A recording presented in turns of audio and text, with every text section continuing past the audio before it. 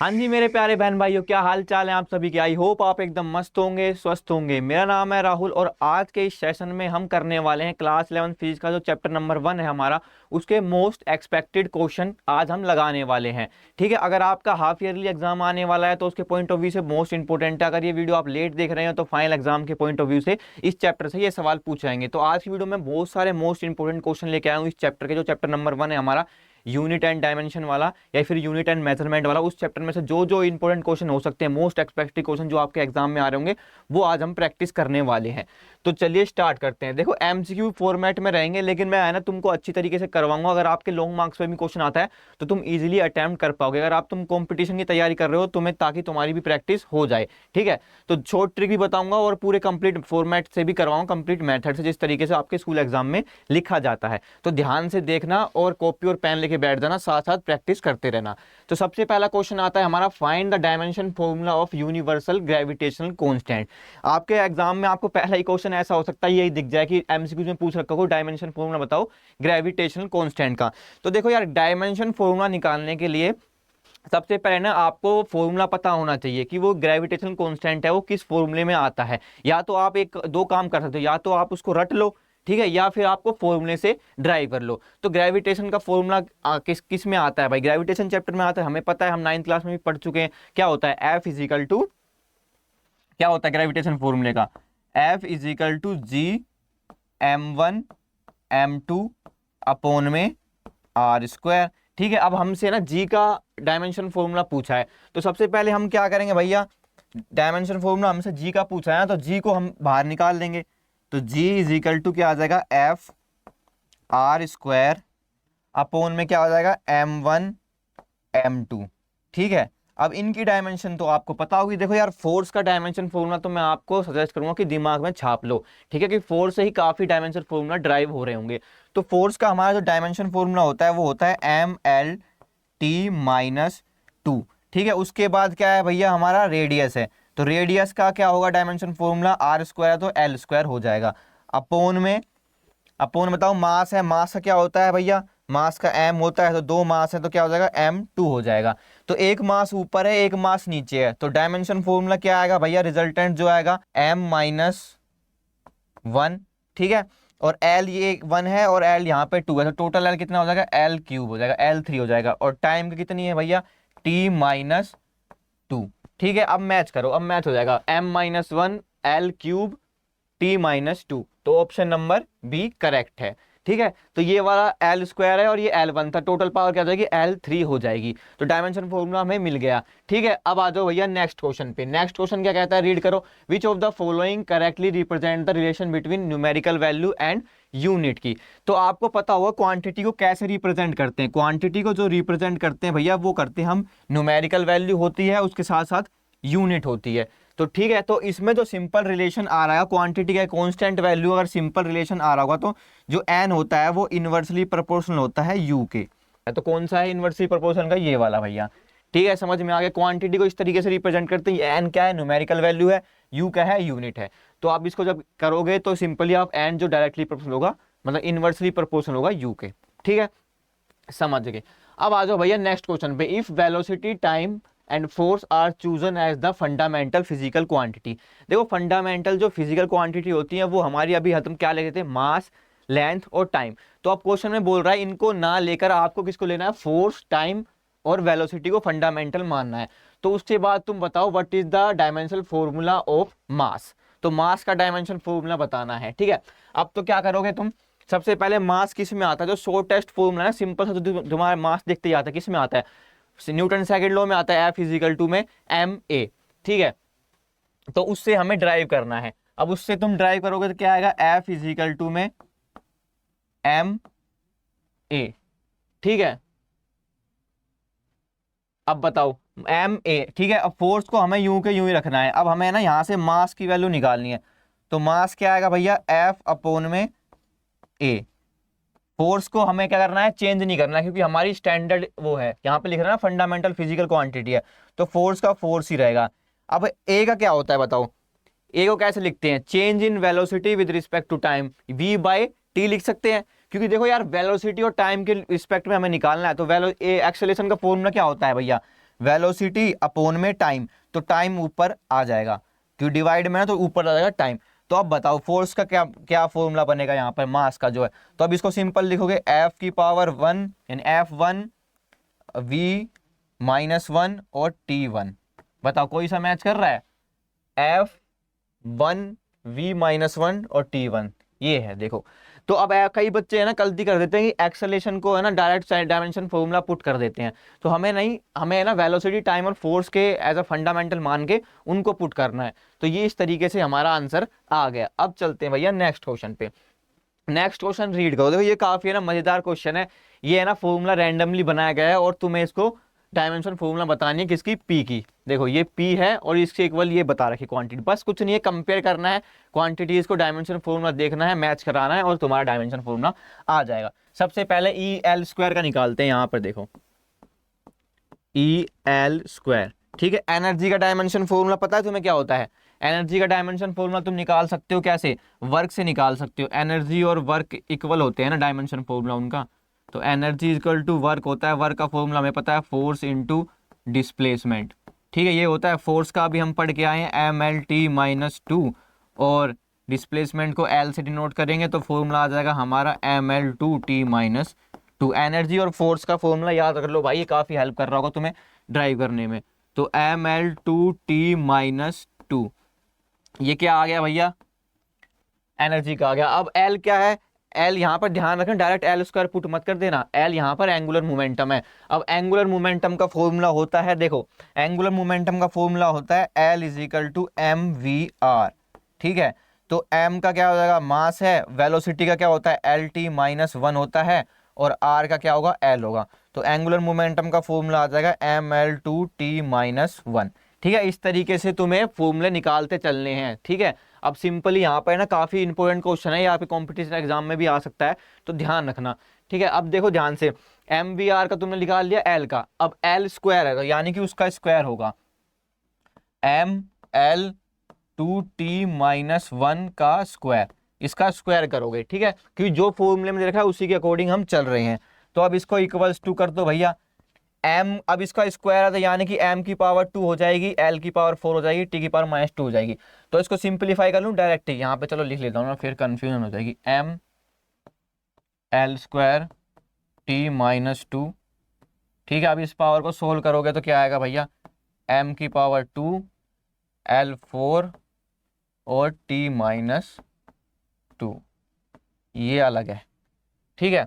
अब बताओ कैसे होगा, अब इनको सिंपलीफाई कर लो, यहाँ की m की पावर 1 है, यहाँ पे 2 है, तो यहाँ टोटल कितनी आ जाएगी भैया, m की पावर 3, ठीक है। यहाँ पे l की पावर 2 है, यहाँ पे l की पावर 4 है, तो यहाँ पे कितनी आ जाएगी, l की power 6। Base same power add इस तरीके से ऐड कर रहे हैं।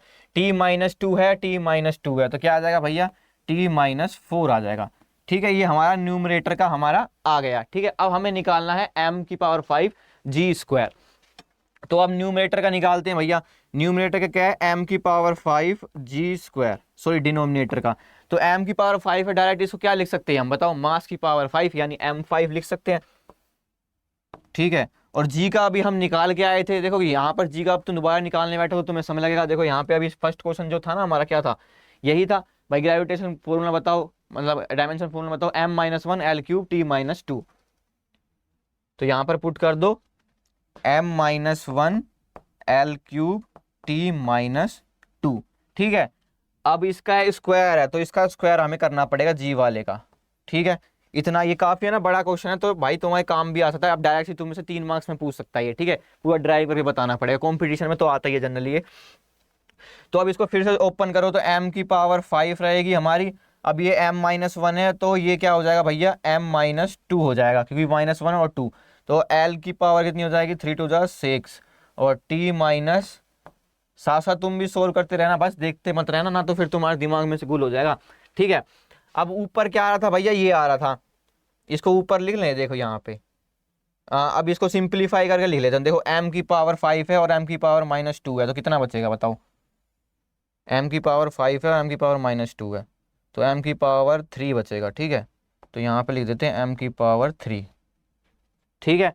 अब l की पावर 6 है, 6 ही रहने दो, t की पावर -4 है, वही रहने दो। अब देखो तुम, ये सेम का सेम आ गया, डिट्टो आ गया, m Q l6 t-4 t-4, तो यहाँ पर m3l6t-4 ये डायमेंशन फॉर्मूला आया है हमारा, जो क्वांटिटी दे रखी थी। अब कहोगे भैया ये तो सारा कट गया, तो भाई सारा कट गया, इतनी मेहनत खामखा करवाई हमसे, तो इसका डायमेंशन फॉर्मूला ये तो डायमेंशन लेस निकला यार। बताओ यार, इतनी मेहनत करवा के भी डायमेंशन लेस आ रहा है पूरी क्वांटिटी। पहले ही बता देते भैया डायमेंशन लेस है ये। ठीक है, तो इस तरीके से तुम्हारे क्वेश्चन आ सकते हैं। कौन सा फॉर्मूला क्वेश्चन मैच कर रहा है, ये वाला देखो, m0l0t0। ठीक है, इतनी मेहनत करवाई भाई इस क्वेश्चन ने, और आखिर में क्या निकला, डायमेंशन लेस निकला। तो इस तरीके घुमाने फिराने वाले क्वेश्चन भी तुम्हें आ सकते हैं। चलो आ गया समझ में, ये अच्छा क्वेश्चन था, तो इसको एक बार है ना ध्यान में रखना, आपके स्कूल एग्जाम में पूछा जा सकता है। आ जाओ नेक्स्ट क्वेश्चन। अब आते हैं भैया, ये क्वेश्चन है ना जनरली भाई स्कूल एग्जाम में पूछे जाते हैं, तो ध्यान रखना, कंपटीशन में तो नहीं आएंगे ये, क्योंकि बहुत सिंपल है, बच्चे रट लेते हैं, लेकिन स्कूल एग्जाम में आते हैं कि बता कन्वर्ट करो 1 जूल को किसमें, सीजीएस सिस्टम में यानी अर्ग में। अब जनरली इन्हें बच्चों को तो याद रहता है यार 10⁻7 होता है, लेकिन आपके स्कूल एग्जाम में तो डायरेक्ट एमसीक्यूज में आएगा तुम मार सकते हो, लेकिन आपके 2 नंबर में आ गया तो सोल्व करके दिखाना पड़ेगा। तो सोल्व करने का तरीका देख लो। देखो 1 जूल क्या है, वो एसआई सिस्टम है, यानी कि MKS। देखो एक मैं टेबल बनाता हूं, उससे तुम्हें समझाता हूं, शांतिपूर्वक बैठे रहना, और जो जो बातें बताई जा रही है कंसेप्ट भी साथ साथ में बताता चल रहा हूं, ताकि तुम्हें कोई समस्या ना आए समझने में। ठीक है, अगर कंसेप्ट भी तुम साथ साथ समझते रहोगे, जो बच्चा पहली बार देख रहा है तो वो डायरेक्ट ही कर सकता है, क्यों, ऐसा नहीं है कि भाई मैं डायरेक्ट तुम्हें यूं ही बोल रहा हूँ कि भाई ये होता है ये होता है।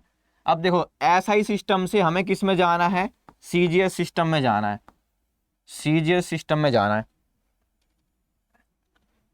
ठीक है, एसआई सिस्टम को हम कहते हैं MKS, ये याद रखना, मीटर किलोग्राम सेकंड, और सीजीएस होता है सेंटीमीटर ग्राम सेकंड।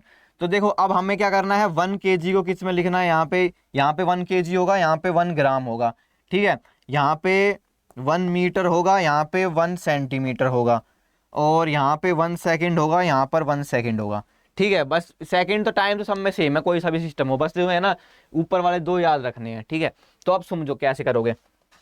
अब तुम्हें क्या करना है, क्या बोल रहा है वो, 1 जूल को अर्ग में कन्वर्ट करना है। तो सबसे पहले देखो क्वांटिटी इस तरीके से तुम्हें लिख लेनी है, N1 U1 = N2 U2। ठीक है, N1 क्या है, सीजीएस सिस्टम का, U1 भी सीजीएस सिस्टम का है, और तुम्हें ना N2 निकालना पड़ेगा, ये यूनिट है। ठीक है, अब हमें N2 निकालना है, तो सिंपल तुम क्या करोगे, N2 = क्या होगा, यहाँ पे देखो N2 निकालने के लिए क्या करोगे, N1 U1 अपॉन में U2। ठीक है, N1 क्या गिवन है भैया, हमें M1 गिवन है। ठीक है, इस 1 को यहाँ लिख लो। अब आता है मास के नीचे मास लिखना है, ये ऊपर वाला रहेगा हमारा एसआई वाला, ये रहेगा सीजीएस वाला। ठीक है, इतना समझ में आया तुम्हें। अब तुम्हें क्या करना है, उसके बाद लेंथ की बारी आएगी, लेंथ लिखनी है हमें एसआई वाली, और यहाँ पे लिखनी है सीजीएस वाली। ठीक है, इतना समझ में आया। उसके बाद टाइम तो सेम ही है भैया, टी तो टी का टी जाएगा, इस तरह कोई वो नहीं है। ठीक है, टी से टी कैंसिल मार दो। अब बताओ N2 = क्या आएगा, एसआई सिस्टम में मास कितना है, 1 kg है। ठीक है, अब तुम 1 kg को लिखो, नीचे क्या आएगा भैया, 1 ग्राम आएगा। समझ में आया इतना, कोई समस्या कोई परेशानी नहीं भैया, कोई परेशानी नहीं है। अब लेंथ को लिखो, लेंथ क्या आएगी, 1 मीटर लेंथ है, तो यानी कि 1 मीटर अपॉन में 1 सेंटीमीटर। ठीक है, और टाइम को तो हटा ही दो यार, टाइम से टी कैंसिल हो जाएगा। ठीक है, क्योंकि सेकंड ही सेकंड है दोनों में। अभी तुम है ना इसको केजी में कर, अब ये एसआई सिस्टम है, इसको हमें सीजीएस में करना है, यहाँ पर लिखे ना सीजीएस में। तो 1 kg में कितने ग्राम होंगे बताओ, 1000 ग्राम होंगे। अरे 1 kg में कितने ग्राम होते हैं, 1000 ग्राम होंगे। ठीक है, यहाँ पर ग्राम लिख दो, यहाँ पर भी ग्राम लिख दो। ठीक है, उसके बाद 1 मीटर में कितने सेंटीमीटर होंगे भैया, 1 मीटर में भैया 100 सेंटीमीटर होंगे, और नीचे क्या है, सेंटीमीटर है, 1 सेंटीमीटर है। तो क्या आ गया भैया, सेंटीमीटर से सेंटीमीटर मर गया, ग्राम से ग्राम मर गया। तो हमारी N2 की वैल्यू कितनी आई है भैया, 3 जीरो इसमें है, 2 जीरो इसमें है, 3 और 2 5। ओह समस्या भारी, 7 आने चाहिए थे ना, कहाँ गलती हुई।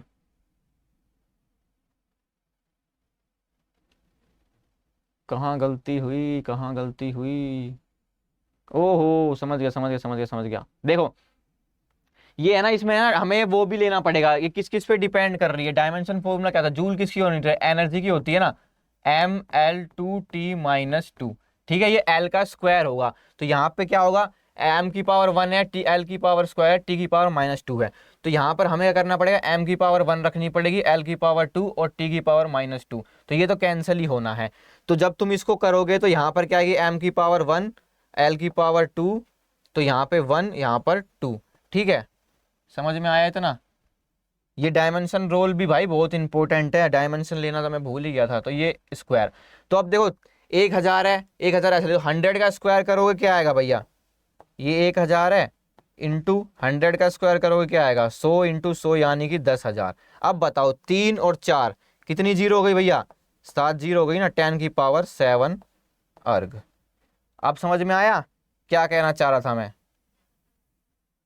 ठीक है, छोड़ो इसको। n2 की वैल्यू क्या आ गई, 10 की पावर 7 अर्ग आ गई। ये डायमेंशन भी चेक करनी है भाई तुम्हें।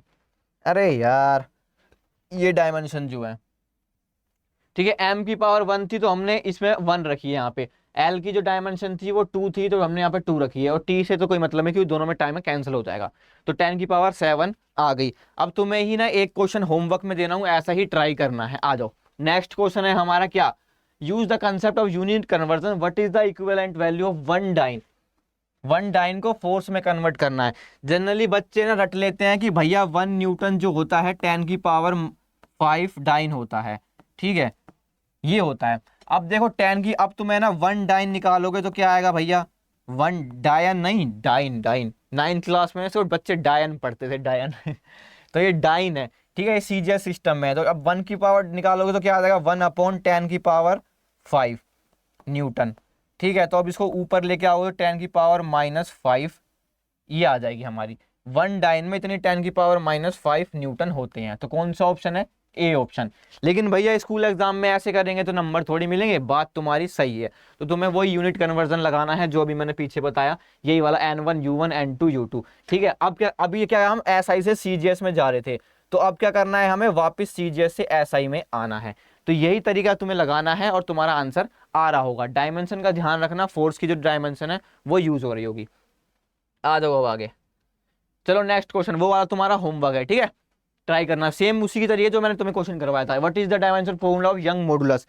ये जो मैं डायमेंशन फॉर्मूला तुम्हें करा रहा हूँ, ये काफी इंपॉर्टेंट क्वांटिटीज है जिनकी डायमेंशन फॉर्मूला लेके आ रहा हूँ। तुम्हें स्कूल एग्जाम में डायरेक्ट दिख रही होगी तो तुम ना खुश हो जाओगे एकदम से। तो आ जाओ, stress upon strain dimension formula. y is equal to क्या होता है भैया, दे रखा है हमें। एक फायदा ये है इसमें ना, मतलब पहले ही दे रखे होते हैं क्वांटिटी का फॉर्मूला, हमें पता याद, बच्चे भूल जाते तो ये चीज एक फायदा मिल जाता है।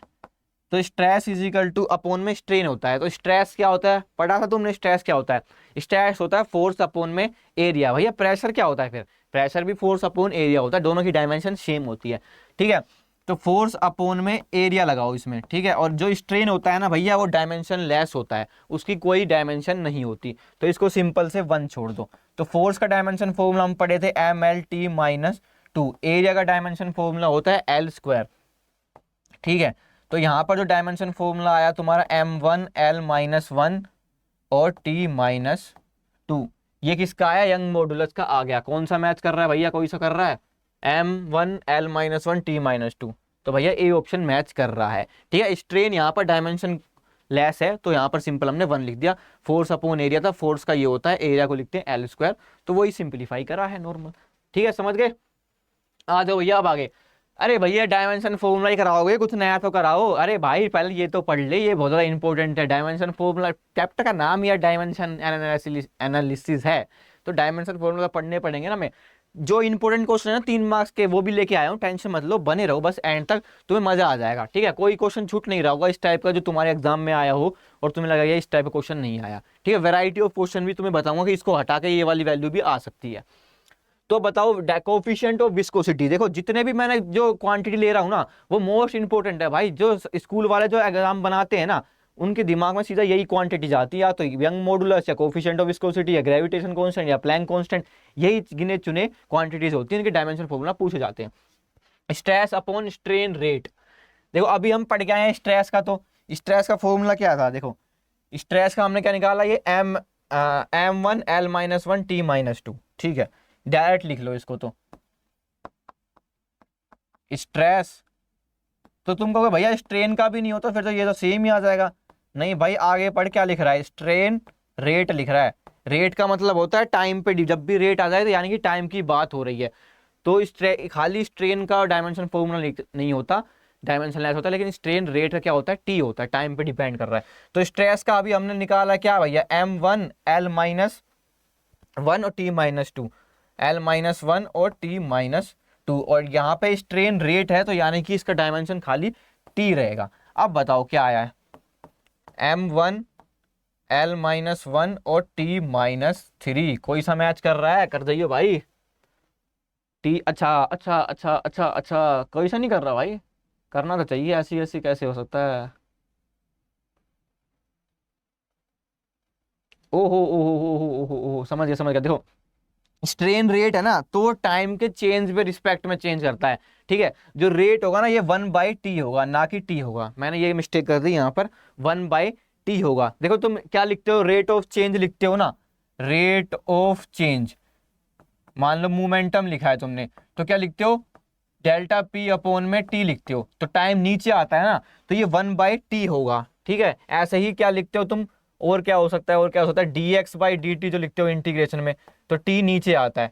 तो इस तरीके से रेट को समझना है कि 1/t आएगा, मैंने टी कर दिया था। तो अब जब ये ऊपर जाएगा तो क्या होगा भैया बताओ, ये इसी के साथ आ रहा होगा, ये इसी के साथ आ रहा होगा यहाँ पर, तो यहाँ पर मल्टीप्लाई में, अरे बच्चे मल्टीप्लाई में टी लगा दो यहाँ पे, ये ऊपर चला जाएगा, ठीक है। ऊपर चला गया तो क्या होगा, टी की -1 है और T1 है, तो यहाँ पे क्या आएगी, T-1 आएगी। अब मैच कर रहा है, अब तो करना चाहिए भाई, अब तो करना चाहिए, M1 L-1 T-1। अब यूं मत समझना भैया तुम मैच करवाने के लिए अपने हिसाब से बता रख देते हो, नहीं भाई, वो पता चल जाता है, क्या कहते हैं, जो ऑप्शन दे रखे हैं ना उन्हें देख के पता चल जाता है, ठीक है। तो ये 1/t होगा, मैंने क्यों होगा उसका रीजन भी मैंने तुम्हें दे दिया। तो टाइम नीचे आता है तो रेट वाला होता है, रेट टाइम पे डिपेंड करता है, ऊपर वाली क्वांटिटी ऊपर आती है, ठीक है। जैसे rate of change of momentum लिखते हो, ठीक है, change in velocity with respect to time लिखते हो, यानी rate of change of velocity क्या होती है, एक्सेलरेशन होता है, तो v अपॉन में t लिखते हो, ना कि vt लिखते हो, समझ गए। तो 1/t आएगा। अब आ जाओ भैया नेक्स्ट पे, अब आता है हमारा प्लैंक कांस्टेंट। देखो जो मैं बात करता हूँ वही अगला क्वेश्चन आ जाता है, अभी प्लैंक कांस्टेंट की बात कर रहा था ना मैं। तो प्लैंक कांस्टेंट का फॉर्मूला होता है भैया E = h न्यू, ठीक है, एच न्यू। न्यू क्या है भैया, फ्रीक्वेंसी है। तो फ्रीक्वेंसी और टाइम पीरियड में तुम्हें रिलेशन पता होना चाहिए। जो फ्रीक्वेंसी होती है वो होते हैं 1/t, दोनों में इन्वर्सली प्रोपोर्शनल रिलेशन होता है। तो सिंपल इसको क्या लिख सकते हो तुम, h/t लिख सकते हो, ठीक है। अब तुम्हें h की वो निकालनी है, तो यहाँ पे h की डायमेंशन फॉर्मूला निकालना है, तो एनर्जी, एनर्जी मल्टीप्लाई में t। एनर्जी का भी हम पढ़ के आए थे भैया, क्या होता है, mL2T-2। कहोगे भैया तुम्हें कैसे याद, भैया प्रैक्टिस करने से आता है, और ये टाइम का t। अब बताओ किसका आएगा, L t⁻² है, यहाँ पे 1 है, तो क्या बचेगी, एक 1 बचेगी, mL2T-1। अब मैच कर रहा है कोई सा, M1L2T-1, ये रहा। ये वाला बी ऑप्शन देख के ऐसा लगता है भाई मैच कर गया, लेकिन ऑप्शन ए होता है, ठीक है। अभी दो दो बार ऐसा ही हुआ, देखो यहाँ पे तो बी था, चलो। तो ये इस तरीके से करना है, ठीक है। एनर्जी का फॉर्मूला देखो बहुत, अब तुम्हें ना, अगर तुम्हें एनर्जी का फॉर्मूला याद नहीं रहता तो तुम क्या करते, फिर एनर्जी ड्राइव करते। तो इसलिए मैं तुमसे कह रहा हूँ भाई, मेरी बात मानो, गलत नहीं कह रहा मैं। फोर्स का, एनर्जी का, इनके डायमेंशन फॉर्मूला याद रख लो, ये काफी हेल्प कर रहे होंगे तुम्हें ड्राइव करने में, जल्दी फटाफट कर लोगे। अब नेक्स्ट क्वेश्चन आता है भैया, force length time are chosen as fundamental quantity, उसी का बेस पे है जो भी मैंने तुमने पिछली कराया था। What is the dimension formula of for density, density का डायमेंशन फॉर्मूला बताना है। डेंसिटी क्या होती है भैया, डेंसिटी का डायमेंशन, ये वाला फॉर्मूला एक होमवर्क में दे दूं तुम्हें, कर लोगे। अभी जो मैंने पहले करवाया था वही वाला फॉर्मूला है, मास का जो हमने निकाला था। तो तुम्हें FLT मान के चलना है, और डायमेंशन फॉर्मूला निकालना है डेंसिटी का। डेंसिटी का फॉर्मूला तुम्हें पता है ना, डेंसिटी क्या होती है, डेंसिटी होती है भैया मास अपॉन में वॉल्यूम, ठीक है, मास अपॉन में वॉल्यूम। तो मास को कैसे लिखोगे, वॉल्यूम का डायरेक्ट लिख दोगे L3, ठीक है, क्योंकि लेंथ भी दे रखी है। मास को कितने कैसे लिखोगे, वही F = ma से, F = ma के, तो F का फॉर्मूला बनेगा F/m, मतलब A का फॉर्मूला बनेगा। तो यहाँ पर मास की जगह लिखना है तुम्हें, ओहो सॉरी, यहाँ पर मास का निकालना है ना हमें। मास मास कर रहे हो भैया, क्या गंदी गंदी बातें कर रहे हो, अरे मास खाने वाला मास नहीं कह रहा बच्चे, क्वांटिटी वाला मास कह रहा हूँ। तो ए एम निकालना है तो ए नीचे आएगा, ठीक है। अभी पीछे हम पढ़ के आए हैं ना, तो सिंपल इसको क्या लिख दो, एफ बाई ए लिख दो। अभी पीछे हम पढ़ के आए हैं भैया, क्या होगा, ए को क्या लिख सकते हैं, वी अपॉन टी लिख सकते हैं, फोर्स के उसमें ही निकालना है। तो अब तुम इसको कर लेना, कैसे करेंगे वो मैंने तुमने बता दिया, पीछे करके आए हैं भाई, यूं मत के भैया हम पे छोड़ दे रहे हो सारा। सेकंड क्वेश्चन देखोगे ना पीछे जाके, वही कराया सेम, एफ बाई ए का डायमेंशन लिखना और एल क्यूब नीचे है, तो कैंसिल करोगे तुम्हारा आ रहा होगा, ठीक है। अब समझते हैं भैया, जबरदस्त क्वेश्चन, ये आपके फेवरेट क्वेश्चन है स्कूल एग्जाम का, 100% नहीं तो 99% चांस है भाई ये आता ही आता है, ठीक है। इसमें सिंपल कंसेप्ट लगाना है तुम्हें ना, अगर कंसेप्ट पता है तुम देखते ही ऑप्शन में आया तो देखते ही मार दोगे, ठीक है। क्या होता है, प्रिंसिपल ऑफ होमोजेनिटी लगाना है, वो क्या कहता है भैया, वो क्या ये कहता है कि अगर दो क्वांटिटी डायमेंशन सेम होगी तभी तुम उनको ऐड कर सकते हो, तभी तुम उनको सब्ट्रैक्ट कर सकते हो। तो अब भैया सब्ट्रैक्ट कर सकते हो, तो अब देखो P में क्या ऐड हो रहा है, ए वाई वी स्क्वायर ऐड हो रहा है और v माइनस बी हो रहा है। तो इसमें तुमसे पूछते, देखो ये क्वेश्चन है ना नई तरीके से मैं डिजाइन करके ला रहा हूँ, क्योंकि भाई घिसा पिटा क्वेश्चन था, डायमेंशन फॉर्मूला ए और बी पूछता था, यहाँ पर पूछ रहा है ऐसा यूनिट ऑफ कांस्टेंट ए, तो थोड़ा चेंज हुआ है। देखो अगर तुमसे डायमेंशन फॉर्मूला पूछता है ना, तो ये क्वांटिटी देखो ये ऐड हो रही है, यानी कि दोनों की डायमेंशन सेम होनी चाहिए। तो P is equal to A by V square कर दो। तो P क्या होता है भैया, फोर्स होता है, फोर्स मतलब P क्या है, प्रेशर है, फोर्स अपॉन में एरिया, और V क्या है, वॉल्यूम है। तो यहाँ पर A की डायमेंशन कैसे निकालोगे बताओ, A इज इक्वल टू क्या आएगा, पी वी स्क्वायर आएगा। तो फोर्स अपॉन में एरिया करना है तुम्हें, और वॉल्यूम का स्क्वायर है, यानी कि एल क्यूब का स्क्वायर करना है, ठीक है। फोर्स का डायमेंशन फॉर्मूला अभी हम पढ़ के आए हैं, M L T minus two, area होता है एल स्क्वायर, ठीक है। और ये क्या बन जाएगा, L6 बन जाएगा, ठीक। इतना समझ में आया, क्योंकि एल स्क्वायर है। अब ये एल स्क्वायर है, यहाँ पे एल है, तो क्या बचेगा भैया, यहाँ क्या बचेगा, M L minus one T minus two L6, ठीक है। L minus one T minus two L6। अब यहाँ पे देखो एल माइनस वन है और यहाँ पे एल माइनस सिक्स है, तो यहाँ पे क्या आएगा भैया, M L minus five T minus two. अब देखो ये आ गई, क्या आई है भैया, ये डायमेंशन आई है। अब हमें डायमेंशन दे नहीं रखी है, ऐसा यूनिट दे रखी है भैया, हम इनका क्या करें, तो भाई इन्हीं से ही हमें ऐसा यूनिट बनानी है। मास की ऐसा यूनिट क्या होती है, देखो तुम्हें दिखाता हूँ, मास की ऐसा यूनिट बताओ जल्दी। मास की होती है भैया केजी, होती है केजी। एल की क्या होती है, लेंथ की, लेंथ की मीटर, यानी कि एम की पावर -5, ठीक है। टी माइनस टू, टाइम क्या होती है, सेकंड, तो एस माइनस टू। तो ये ऑप्शन सिंपल मैच कर रहा है हमें, ठीक है। तो इस तरीके से तुम्हें ना ये डायमेंशन भी पूछ सकता है और ऐसा यूनिट भी पूछ सकता है, एस की पावर -2 सेकंड माइनस स्क्वायर। तो ये था ही हमारी। अब तुमसे वी की भी डायमेंशन पूछ सकता है, बी की। तो बी कैसे करोगे, देखो बी कैसे करोगे बताओ, ये दोनों सब्ट्रैक्ट हो रहे हैं, यानी कि भाई दोनों की डायमेंशन सेम होगी, यानी v is equal to B होगा। तो v की डायमेंशन क्या थी, एल क्यूब होगी। तो ये तो सिंपल था भाई, ठीक है। तो b की जो डायमेंशन होगी वो एल क्यूब होगी। अगर तुम्हें ऐसा यूनिट में पूछा है तो सिंपल मीटर क्यूब। आ जाओ, समझ गए, अच्छा क्वेश्चन था, तो इसको प्रैक्टिस ध्यान में रखना, बाद में आके तुम्हें चेक करने की जरूरत ना पड़े कि भैया हाँ भैया ने कराया था, याद आना चाहिए, ठीक है। अब आ जाओ next, v is equal to A plus B T plus C T square where A and B are constant. Dimension formula और बी का डायमेंशन फॉर्मूला बताओ। अब देखो मैं तुमसे बी का पूछ रहा हूँ, तुम्हें एग्जाम में सी का भी पूछ सकता है। तो डायमेंशन फॉर्मूला क्या है, दोनों की इक्वल होनी चाहिए। वी क्या है, यहाँ पे वेलोसिटी है पार्टिकल की, यानी v is equal to b t होगा। डायमेंशन फॉर्मूला पूछा है हमसे बी का, तो b is equal to v by t आ जाएगा। वेलोसिटी का डायमेंशन फॉर्मूला क्या होता है, एल टी माइनस वन, और टाइम का क्या होता है t, तो ये ऊपर जाएगा, तो खाली क्या बचेगा हमारे पास, एल टी माइनस टू। ये आएगा भैया, कौन सा मैच कर रहा है, बी ऑप्शन मैच कर रहा है। देखो ज्यादातर बी ऑप्शन ही मैच कर रहे हैं, तो सिंपल था ना। अब तुमसे है ना इसका भी पूछ सकता है भाई, सी का भी पूछ सकता है। सी का कैसे निकालोगे, देखो सी का कैसे निकालोगे, दोनों को इक्वल रखना है, सी टी स्क्वायर, ठीक है। अब सी का निकालना है तो क्या आ जाएगा, वी अपॉन में टी स्क्वायर, तो L T minus one upon में टी स्क्वायर। तो सी का क्या आएगा भैया, एल टी माइनस थ्री। तो सी का इस तरीके से निकालना है, सिंपल है ना, डायमेंशन इक्वेट करनी है और तुम्हें सोल्व करना है, आ जाएगा। किसी का भी पूछे, प्रिंसिपल ऑफ होमोजेनिटी ये कहता है कि जो डायमेंशन लेफ्ट साइड होगी वही राइट साइड होनी चाहिए, मैच करनी चाहिए, और तभी तुम ऐड कर सकते हो जब दोनों की डायमेंशन सेम है, तभी तुम सब्ट्रैक्ट कर सकते हो तो दोनों की डायमेंशन सेम है। आ जाओ भैया आगे। अब आता है ये मस्त क्वेश्चन है, देखो रिफ्रैक्टिव इंडेक्स, इनकी डायमेंशन क्या बतानी है, बी की डायमेंशन बतानी है हमने, बी की। Mu is equal to, relation देखो, mu is equal to A plus b lambda square, lambda upon में है लैम्डा स्क्वायर, ठीक है। डायमेंशनल फॉर्मूला बताओ भैया बी का।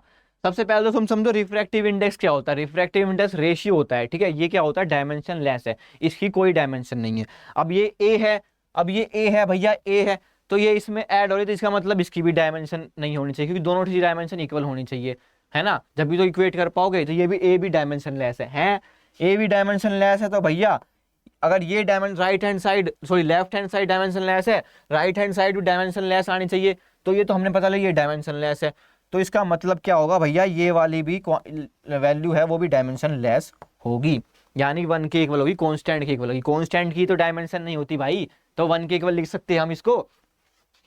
म्यू है जो वो है डायमेंशन लेस, डायमेंशन लेस, क्यों, क्योंकि ये रेशियो है। तो आप जब b की वैल्यू निकालोगे, तुम b का डायमेंशन निकालोगे, क्या आएगा, लैम्डा स्क्वायर। लैम्डा क्या है भैया, यहाँ पे मेंशन है ना लैम्डा, वेवलेंथ है, तो वेवलेंथ को किस में मेजर करते हैं, सिंपल से मीटर में ही कर लेते हैं, ठीक है। फिलहाल के लिए, फिलहाल जनरली यहाँ क्या करते हैं, नैनोमीटर में, एंगस्ट्रोम में, इनमें मेजर करते हैं, आगे तुम पढ़ोगे, लेकिन जो स्टैंडर्ड यूनिट है वो मीटर ही है। तो मीटर को किस में करेंगे, तो भैया क्या आ जाएगा भैया, एल स्क्वायर आ जाएगा डायमेंशन, ठीक है। तो एल स्क्वायर किसी की ले भाई, ये भी बी ऑप्शन है, सारे जनरली बी ऑप्शन ही है, ठीक है। अब आ जाओ भैया आगे, ये मस्त क्वेश्चन था यार, बच्चे कंफ्यूज हो जाते हैं, ठीक है, तो ध्यान रखना, ये कंपटीशन पॉइंट ऑफ व्यू से भी इंपॉर्टेंट है। आ जाओ भैया अब आगे, चलो, विच of the following pair of physical quantity does not have similar dimension. Does not have, इस पे वर्ड पे भी फोकस करना है तुम्हें। डज नॉट हैव, डज बच्चे कहते हैं सेम, जिसकी है ना नोट देखते नहीं है, जिसकी होती है उसकी मार देते हैं।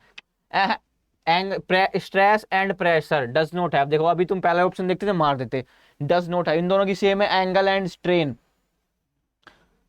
Tension and surface tension, Planck constant and angular momentum, किसकी होगी बताओ।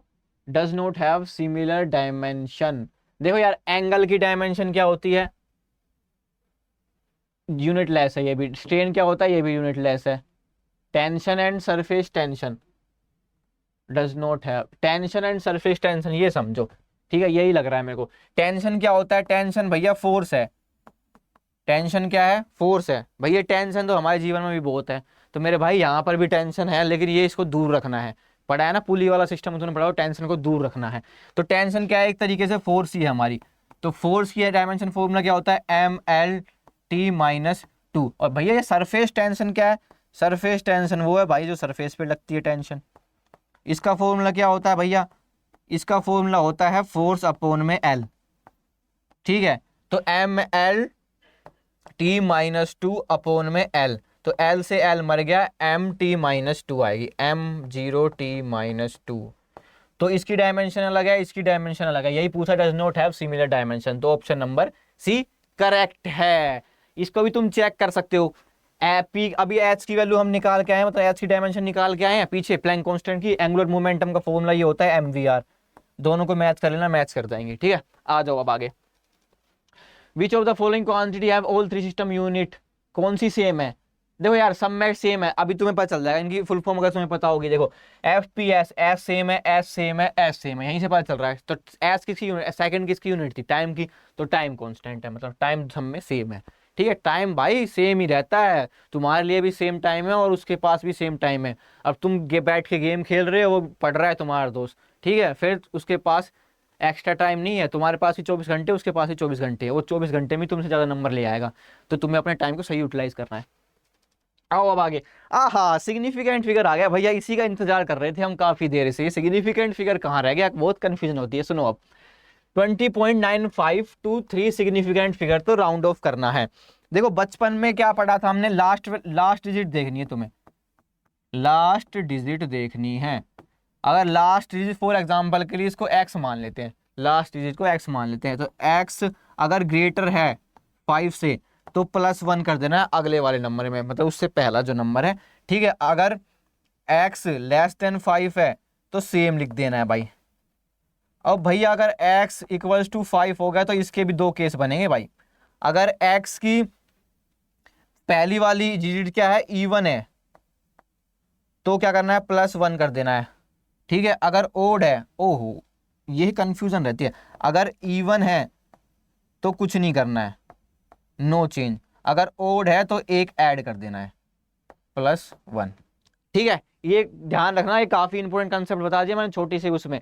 अगर एक्स की वैल्यू बढ़ी है तो एक ऐड कर देंगे। एक एग्जांपल समझो, राउंड ऑफ करना है 20.95, 20.95 लास्ट डिजिट देखनी, लास्ट क्या है भैया 5 है, 5 है, देखो लास्ट डिजिट 5 है। अब उससे मैंने कहा अगर एक्स की वैल्यू 5 है तो ऊपर करनी है, नीचे है तो सेम करनी है। अगर एक्स से इक्वल आ जाएगी तो यहाँ पर देखो एक्स से इक्वल ही आ गई है, तो हमें है ना पहले वाली डिजिट देखनी है, जो 5 आ गया उससे पहले वाली डिजिट 9 है। अब 9 क्या है, इवन है, सॉरी 9 क्या है, ओड है, तो ओड वाले केस में क्या होगा, एक ऐड हो जाएगा। अगर इवन होता तो नो चेंज। ठीक है, तो इसमें एक ऐड कर दो। अब क्या आएगा भैया, एक ऐड करोगे तो क्या बनेगा 20.0, 21.0 बन जाएगा। अब हमसे क्या है 3 सिग्निफिकेंट फिगर, तो 3 सिग्निफिकेंट फिगर तक रखना है हमें। तो हम भैया आपने 5 क्यों नहीं लिखा मेरे भाई, तो 5 तो हमें काउंट ही नहीं करना, क्योंकि बोल रहा है उसने 3 सिग्निफिकेंट फिगर तक रखना है। तो 1 सिग्निफिकेंट, 2 सिग्निफिकेंट और डेसिमल के बाद जो 0 होती है वो काउंट होती है 3 सिग्निफिकेंट। तो 3 सिग्निफिकेंट फिगर तक रखना है हमें। तो इसमें से ऑप्शन कौन सा मैच कर रहा है भैया, 21.0 मैच कर रहा है। ये कंसेप्ट तुम्हें ध्यान रखना है। ये x = 5 जब आता है ना, बच्चे काफी कंफ्यूज हो जाते हैं मेरे भाई, तो इसको ध्यान से पढ़ लियो, क्यों तेरा एक सवाल खामखा गलत हो जाएगा। तो इतना सिंपल सा कंसेप्ट है, इसलिए मैंने तुझे समझा दिया। अब आ जाओ भैया, which of the following physical quantity possess unit of but no dimension, no which of the following quantity have no dimension, यानी कि स्ट्रेन, एंगल, स्पेसिफिक ग्रेविटी और रिलेटिविटी। ठीक है, अब तुम्हें क्या करना है, इसमें बताना है नो डायमेंशन, लेकिन यूनिट है लेकिन डायमेंशन नहीं है। तो देखो ये भी डायमेंशन लेस है, ये भी डायमेंशन लेस है, ये भी डायमेंशन लेस है। एंगल जो होता है उसकी यूनिट होती है रेडियन। ठीक है, एंगल जो होता है उसकी यूनिट होती है रेडियन, तो इसकी क्या है, डायमेंशन है भैया। समझ गए इतना? ठीक है। विच of the following pair physical quantity have identical dimension formula, ये तुम्हें ट्राई करना है। ठीक है, इस टाइप का क्वेश्चन मैं पहले भी करा चुका हूँ एक। अब आ जाओ भैया आगे, time period of oscillation T है वो किस पे डिपेंड कर रहा है, पहले तो ये चीज देख लेनी है आपको कौन कौन सी चीजों पे डिपेंड कर रही है वैल्यू। ठीक है, सबसे पहले आता है रेडियस पे डिपेंड कर रहा है, डेंसिटी पे डिपेंड कर रहा है, सरफेस टेंशन पे डिपेंड कर रहा है, ये 3 क्वांटिटी पे डिपेंड कर रहा है। अब इनमें से हमें बताना है कौन सा सही है।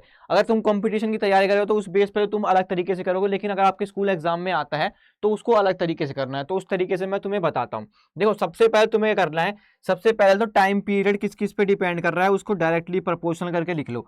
तो किस पे डिपेंड कर रहा है, R A B C D की वैल्यू हम निकालेंगे, उसके बेस पे हम ये फॉर्मूला देखेंगे कौन सा सही है। उसके बाद डेंसिटी पे डिपेंड कर रहा है, तो रो का डायमेंशन हम मान लेते हैं बी है। उसके बाद किस पे डिपेंड कर रहा है, सरफेस टेंशन पे डिपेंड कर रहा है, उसका डायमेंशन हम मान लेते हैं सी है। अब जिनका जो जनरल स्टैंडर्ड जो फंडामेंटल क्वांटिटी है उसके बेस पर हमें देखना है।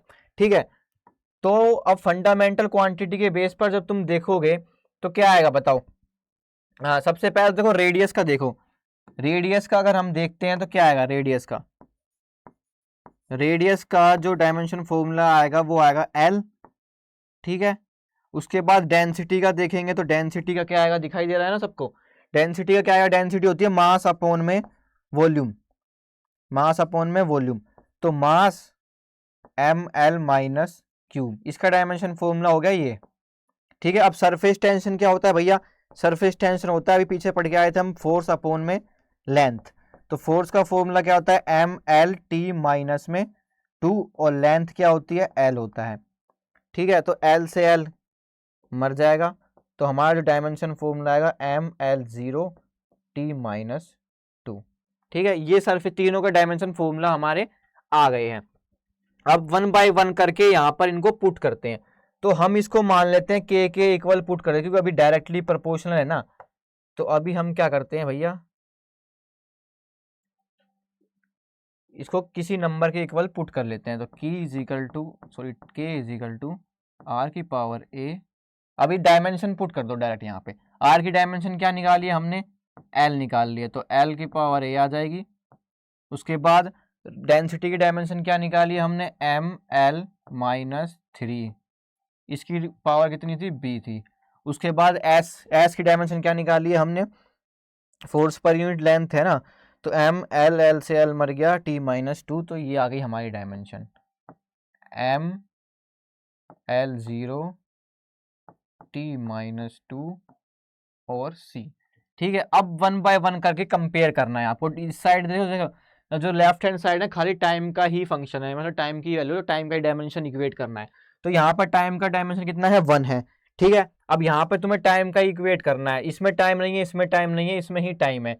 तो यहाँ पर सबसे पहले क्या करोगे तुम, t⁻1 लिखो। ठीक है, इनको ऐसे ही रहने दो, LAML माइनस, इसको क्या करो तुम है ना 3b कर दो। ठीक है, इसको b कर दो, पावर सोल्व कर ली हमने। अब इसको कैसे करोगे, m⁻c, l तो 0 ही है, तो t⁻−2c हो जाएगा। इतना समझ में आया। अब टाइम, जो टाइम के कोफिशिएंट है उनको कंपेयर कर लो। टाइम की यहाँ पे पावर कितनी है, 1 है, यहाँ पे t⁻−2 है, तो 1 = -2c आ जाएगा, और c की जो वैल्यू आएगी ना वो -1/2 आएगी। इतना तुम्हें समझ में आया। अब देखो c की वैल्यू आ गई हमारी -2, तो c किस में था, अगर तुम्हें ना सिंपल से, अगर ज्यादा अगर उसमें देख रहे हो, कंपटीशन के टाइप से देख रहे हो, तो c की वैल्यू तुम्हें देख लेनी है, बस c -½ आ रहा है, यानी कि s की जो डायमेंशन है ना वो -1/2 है। तो -1/2 का मतलब है √ में 1/s। तो अब देखो सिंपल शॉर्टकट तरीका तो ये है कंपटीशन के टाइप से, तो इसमें देख लो 1/s किसमें, इसमें है, इसमें है, और इन दोनों में है, लेकिन इसमें क्या है, √ में आ रहा है, तो यानी कि ये वाला ऑप्शन करेक्ट हो जाएगा। ये तो हो गया हमारा शॉर्ट तरीका, एक की डायमेंशन निकालनी। लेकिन अगर आपके स्कूल एग्जाम में आ जाता है तो ये फॉर्मूले गिवन नहीं होंगे, इसमें सिंपल नहीं बोल देगा फॉर्मूला ड्राइव करो। तो अभी तो तुमने क्या करा है, इसकी डायमेंशन निकाल ली। अब तुम्हें क्या करोगे, इनकी दोबारा से इक्वेशन बनाओगे, जो क्वांटिटी है वही रखनी है तुम्हें। अब यहाँ पे एल की बना लो, एक तो ये बनेगी, देखो एम की कर लो, b + c = 0। ठीक है, देखो b किस में, m में b है, और m का c है, और इस साइड क्या है, m का कोई है ही नहीं, तो 0 लिख लिया हमने। तो अभी हमने c की वैल्यू निकाली है, c की वैल्यू क्या आई है, -2 आई है, = 0, और b की वैल्यू कितनी आ जाएगी भैया, +2 आ जाएगी। b की वैल्यू भी मिल गई। ठीक है, अब क्या करना है तुम्हें, किसकी वैल्यू बच रही है अब हमारी, इसकी मिल गई, इसकी मिल गई, डेंसिटी का पता चल गया, ये भी क्या आएगा, रूट में आएगा, यानी कि यही है। अब आर की निकालनी है हमें, ए की निकालनी है, ए की वैल्यू मिल जाएगी तो हमारा पूरा रिजल्ट आ जाएगा। अब ए की कैसे निकालोगे, देखो ए की निकालने के लिए इनको कंपेयर कर लो, एल किस में है, ए में है, तो यानी कि ए आएगा। उसके बाद ए किस में है, किसी में है, एल इसमें क्या है, 0 है। ठीक है, इसमें क्या है, -3b है, -3b है, इसमें तो कुछ है ही नहीं। ठीक है, तो = 0 है। अब यहाँ पे b की वैल्यू हमने निकाल ली है, b की वैल्यू क्या आई है भैया हमारी, बताओ, b की वैल्यू आई है 1/2, तो a = -3 × 1/2 = 0, तो a की वैल्यू आ जाएगी 3/2। समझे, 3/2 का मतलब है a³ का √, ये मतलब है इसका। ठीक है, तो अब सिंपल से हमें 3/2 भी वैल्यू मिल गई। अब यहाँ पर तुम पुट करोगे ना, c की वैल्यू ½ है, b की वैल्यू, c की वैल्यू -½ है, c की वैल्यू ½ है, और 3/2 है। तो इनको जब तुम यहाँ पे अरेंज करोगे, जो अरेंज करके जाएगा ये वाला आंसर ही हमारा आ रहा होगा, क्योंकि माइनस की पावर -1/2 यानी s नीचे है, b की पावर 1/2 यानी डेंसिटी की पावर ½ है, तो वो क्या है, √ में है। लेकिन r की पावर 3/2 है, तो क्यूब तो ये आ गया ऊपर का 3, और 1/2 का √ लग गया। समझे ये कैसे आया। ठीक है, एक बार ना इसको दोबारा से देख लेना, तुम्हें समझ में आ जाएगा, कुछ बच्चों को समझ में भी आ गया होगा। ठीक है, इस टाइप के क्वेश्चन आपके स्कूल एग्जाम में पूछे जाते हैं, एमसीक्यूज नहीं दे रखा हो, सिंपल से फॉर्मूला ड्राइव करने को बोल देगा, तो इस टाइप के क्वेश्चन तुम्हें प्रैक्टिस करनी है, डायमेंशन इक्वेट करनी है बस। अगला क्वेश्चन देखो, अगला क्वेश्चन भी ऐसा ही है, लेकिन इसमें क्या है, हमें बस प्रूव करना है डायमेंशनली कौन सा करेक्ट है कौन सा नहीं है। ठीक है, आपको है डायरेक्टली प्रूव, इसमें ना बोल सकता है जो सिंपल पेंडुलम है ना वो लेंथ पर डिपेंड कर रहा है और ग्रेविटी पर डिपेंड कर रहा है, तो उसका फॉर्मूला ड्राइव करो। ये क्वेश्चन जनरली पूछा जाता है, तो पहले हम इसको कर लेते हैं फिर उसको भी करेंगे। Simple pendulum in dimensionally correct बताना है, तो दोनों की डायमेंशन इक्वेट कर लो, जोन सी dimension left hand side right hand side के इक्वल आ जाएगी, तो वो डायमेंशन करेक्ट है। तो अब तुमसे ना इस तरीके से भी पूछ सकता है ये कि भाई तुम्हारा जो टाइम पीरियड है वो डिपेंड कर रहा है लेंथ पे और एक्सेलरेशन ड्यू टू ग्रेविटी पे, तो अब तुम्हें ना उसका फॉर्मूला ड्राइव करना है। तो तुम्हें करना है जो मैं पहला क्वेश्चन कराया था इससे, उसी की डायमेंशन कंपेयर करनी है और तुम्हारा आंसर आ जाएगा। देखो कैसे करोगे, सबसे पहले टाइम पीरियड किस पे डिपेंड कर रहा है भैया वो लिख लो, लेंथ पे डिपेंड कर रहा है तो उसकी a लिख लो डायमेंशन, और जी पे डिपेंड कर रहा है, उसकी डायमेंशन लिख लो बी। अब इनकी हमें डायमेंशन नहीं पता है, हमें ए और बी की वैल्यू निकाल लेंगे तो फॉर्मूला में पता चल जाएगा। तो इसको किसके इक्वल मान लोगे, मान लो के इक्वल है, कॉन्स्टेंट नहीं निकाल सकते हम, एल ए है और जी है, ठीक है। अब एल की डायमेंशन क्या होगी भैया, एल की डायमेंशन होगी एल ई होगी, ठीक है। और जी की डायमेंशन क्या होगी भैया, एल टी माइनस टू होगी, एक्सेलरेशन ड्यू टू ग्रेविटी है ना, एल टी माइनस टू होगी, ठीक है। अब आ जाओ आगे, अब तुम्हें क्या करना है, सिंपल इस फॉर्मूले में पुट करना है, टी इज इक्वल टू में के है एल ए, डायमेंशन पुट कर रहा हूं बस, माइनस टू बी। अब दोनों को कंपेयर कर लो, दोनों को कंपेयर कर लो, इसकी डायमेंशन यहाँ पे 1 है, टाइम पीरियड की डायमेंशन देखो यहाँ पे क्या है, तो 1 is equal to minus two B आएगा। अब मैंने क्या करा है, टाइम की पावर कंपेयर करी है, देखो टाइम की पावर यहाँ पे क्या है 1 है, ठीक है, यहाँ पे क्या है टी की पावर माइनस टू है, और ये बी आ जाएगा माइनस टू बी हो जाएगा। तो यहाँ पर जो बी की वैल्यू निकलेगी वो क्या आएगी भैया, माइनस वन बाई टू आएगी, ठीक है। इतना समझ में आ गया। अब तुम्हें क्या करना है, ए की वैल्यू निकालनी है। ए की वैल्यू कैसे निकालोगे, ए की वैल्यू निकालने के लिए क्या करेगा, ये एल की पावर ए है और यहाँ पे एल की पावर बी है, तो दोनों की क्या आ जाएगा, L A plus B is equal to time है, टाइम है यहाँ पे, लेकिन एल कोफिशिएंट तो है ही नहीं इस साइड। समझ में आ रहा है नहीं आ रहा बताओ, इस साइड लिख लेता हूँ चलो। अब इसको कंपेयर करो, इस साइड जीरो है, टाइम मतलब लेंथ का तो कोई वैल्यू नहीं है, तो जीरो आ जाएगा कोफिशिएंट। यहाँ पे क्या आएगा भैया, ए प्लस में बी, ये आएगा, समझे। अब क्या करना है, बी की वैल्यू हम निकाल चुके हैं, तो बी की वैल्यू यहाँ पे पुट कर दो, a minus one by two equals to zero, तो ए की वैल्यू क्या आ जाएगी, प्लस हाफ आ जाएगी, समझे। अब यहाँ पे पुट कर दो, पुट करोगे तो क्या आएगा, टी डायरेक्टली प्रोपोर्शनल किसके आएगा, एल अपॉन में जी के। ये माइनस हाफ है इसलिए जी नीचे लिखा है, ये प्लस हाफ है तो एल ऊपर लिखा है, ये किसके प्रोपोर्शनल कर रहे हैं, एल बाई जी के। तो अब इससे मैच कर लो, अब two pi two pi two pi two pi सब में ही है, तो टू पाई की कॉन्स्टेंट वैल्यू जो के है ना, यही टू पाई ही है। तो इस तरीके से तुम्हें ये फॉर्मूला निकाल सकते हो, कुछ नहीं करना है, बस तुम्हें left hand side right hand side की जो डायमेंशन है वो ही कंपेयर करनी है, ए बी सी डी की वैल्यू निकालनी है, बस तुम्हें इजीली फॉर्मूला मिल जाएगा, ठीक है। तो आज का सेशन इतना ही था, आई होप तुम्हें पसंद आया होगा, ठीक है। नेक्स्ट लेक्चर में हम पढ़ रहे होंगे मोशन इन स्ट्रेट लाइन के इंपॉर्टेंट क्वेश्चन। अब बाकी क्वेश्चन आप प्रैक्टिस कर सकते हो, लेकिन जो मैंने बताया ना उनको तो भाई किसी भी हाथ में तुम्हें छोड़ना नहीं है। तो मिलते हैं नेक्स्ट लेक्चर में, तब तक के लिए गुड बाय।